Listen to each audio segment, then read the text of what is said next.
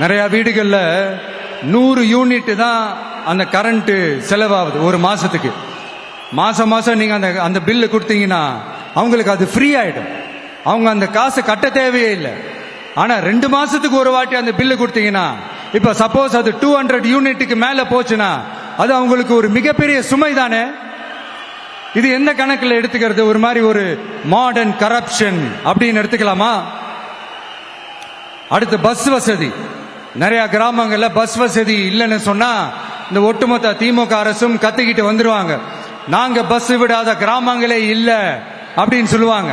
அப்படியே அது உண்மை அப்படின்னா முதல்வர் அவர்கள் கிட்ட நம்ம தங்கச்சி ஒருத்தவங்க ஒரு கேள்வி கேட்டாங்களே, எங்க ஊருக்கு ஒரு மினி பஸ் ஆவது விடுங்க சார் அப்படின்னு கேட்டாங்களே, அது எந்த கணக்கில் எடுத்துக்கிறது?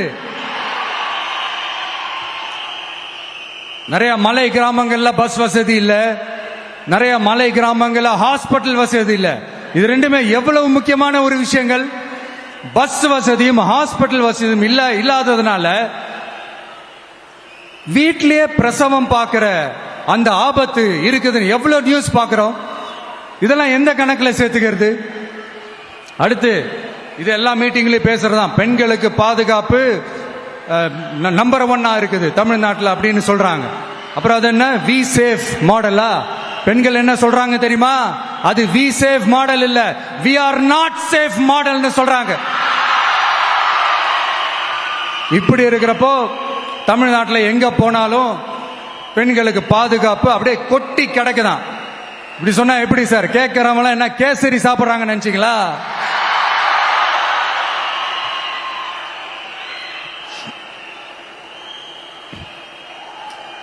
அடுத்து இந்த சட்டம் ஒழுங்கு, அது காணாம போய் ரொம்ப நாள் ஆச்சு.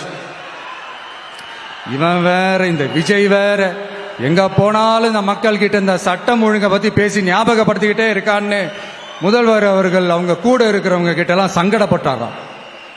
நாம் என்ன பண்றது? நாம தான் தமிழ்நாட்டோட விசில் ப்ளோயர் ஆச்சே. நாம எப்படி சைலண்டா இருக்க முடியும்? நாமளும் கேள்வியா கேட்கிறோம், ஆனா பதில்லாம் வந்த மாதிரியே தெரியல.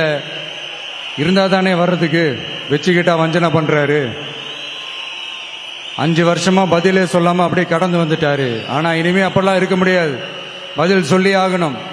மக்களே, இந்த தீய சக்தி, இந்த அட்ராசிட்டிய ஒரு எண்டு கார்டு போடணும் அப்படின்னா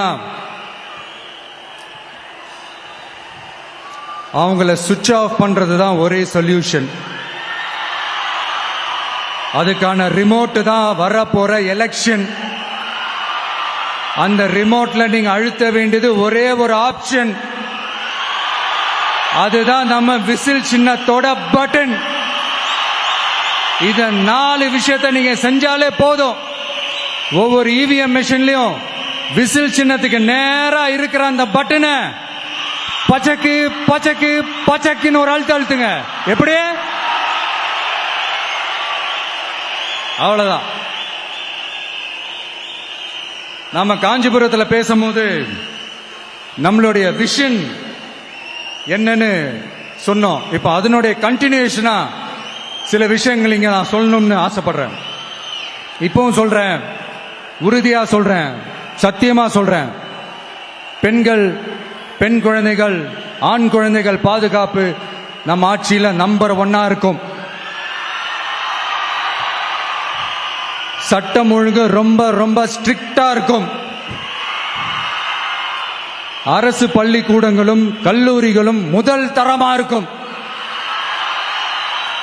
போட்டி தேர்வுகளுக்குன்னு லட்சங்களை கொட்டி தனி கோச்சிங் சென்டர் போய் படிக்க அவசியமே இருக்காது. ஏன்னா கவர்மெண்ட் ஸ்கூல், காலேஜ் சிலபஸே போட்டி தேர்வுகளை ஈஸியா சந்திக்கிற வகையில் அந்த ஸ்டாண்டர்டுக்கு ஏத்த மாதிரி அமைக்கப்படும். உயர்நிலை பள்ளி பாடத்திட்டங்களிலேயே அடிப்படை அரசியல் சாசன சட்டம் சேர்க்கப்படும். மாநில மற்றும் ஒன்றிய அரசு அலுவலகங்கள், வங்கிகளின் செயல்பாடுகள் மற்றும் அவற்றை அணுகும் முறை குறித்து மாணவர்களுக்கு தெளிவான புரிதலை ஏற்படுத்தும் வகையில் தேர்வுகள் அற்ற செயல்முறை பாடமாக கற்பிக்கப்படும்.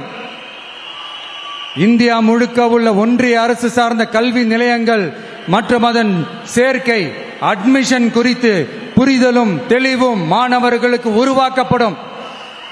அனைத்து அரசு பள்ளிகளிலும் பெண் குழந்தைகளுக்கு சுத்தமான, சுகாதாரமான மற்றும் தரமான கதவுகள் பொருத்தப்பட்ட ரெஸ்ட் ரூம்கள் அமைப்பது உறுதி செய்யப்படும்.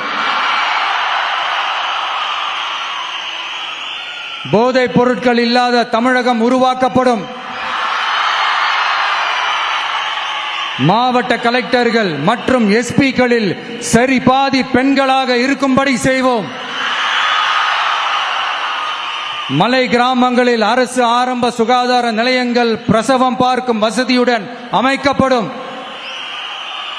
பஸ் போக்குவரத்து இல்லாத கிராமங்கள் மற்றும் மலை கிராமங்களே இல்லை என்ற நிலை உருவாக்கப்படும். ஏற்கனவே அமைப்பு சாரா தொழிலாளர்கள் அமைப்பு இருந்தாலும் ஆட்டோ, டாக்ஸி மற்றும் லாரி டிரைவர்களுக்கென அவர்களின் நலன்களுக்காகவும் குடும்ப நலன்களுக்காகவும் தனியாக நல வாரியம் அமைக்கப்படும். தென் தமிழகம் உட்பட தமிழகத்தின் தேவையான பகுதிகளில் தொழிற்சாலைகள் அமைக்கவும் தொழில் வளம் பெருக்கவும் தனி கவனம் செலுத்தப்படும். விவசாயிகள், மீனவர்கள் மற்றும் நெசவாளர்களின் கருத்துக்களை அறிந்து அவர்களுக்கான திட்டங்கள் காலத்தின் தேவைக்கேற்ப உருவாக்கப்படும். இப்போ நம்ம ஸ்டாலின் சார் அறிவாலயம் பக்கத்தில் யாரு நடந்து போனாலும், அறிவாலயம் பக்கத்தில் யாரு நிழலுக்கு ஒதுங்கினாலும் கூட்டணியில சேர்த்துக்கிறாரு. அந்த கொள்ளையடிச்சிருக்கிற வச்சிருக்கிற பணத்துல ஒரு பங்கு ஒண்ணு கொடுத்து, இந்த அதுக்கு பேர் கல்லாப்பெட்டி கூட்டணின்னு வச்சிருக்கிறேன். இந்த கல்லாப்பெட்டி கூட்டணியை ரொம்ப கஷ்டப்பட்டு சேர்த்திருக்கிறார். ஆனா அவருக்கு நான் சொல்றேன், இந்த அறத பழைய கூட்டணி கணக்குகளோ இந்த கொள்ளையடிச்ச பணத்தையே வச்சு எங்க மக்களை ஏமாத்தி எல்லாம் ஜெயிக்க முடியாது. ஏன்னா இது மாபெரும் மக்கள் சக்தியான வித்தியாசமான விசில் புரட்சி எலெக்ஷன்.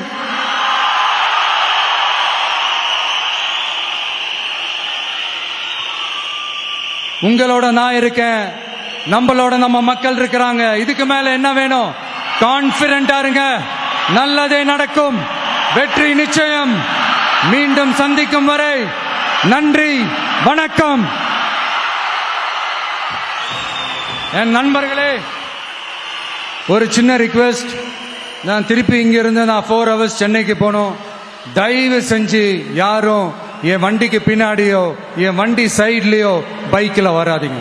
உங்களை நான் கெஞ்சி கேட்டுக்கிறேன். தேங்க்யூ.